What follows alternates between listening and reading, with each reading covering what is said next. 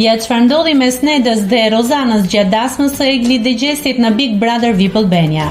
Gjatë dasmës së Gjestit dhe Eglit në Big Brother VIP Albania ndodhi një moment që nuk pritej. Rozana Radi dhe Neda Balluku, të njohura për debatet dhe tensionet e mëparshme, shkëmbyen një përshëndetje miqësore.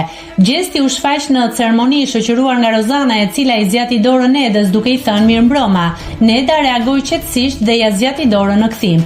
Ky veprim u komentua jo pak në rrjetet sociale, pasi përplasjet e tyre gjatë prajmeve dhe postimet e dikurshme kritike nga Rozana kishin krijuar përshtypjen se mes tyre nuk kishte më hapësirë për miqësi. Megjithatë, përshëndetja tregoi se ndonjëherë edhe në reality show gjestet e thjeshta thon shumë.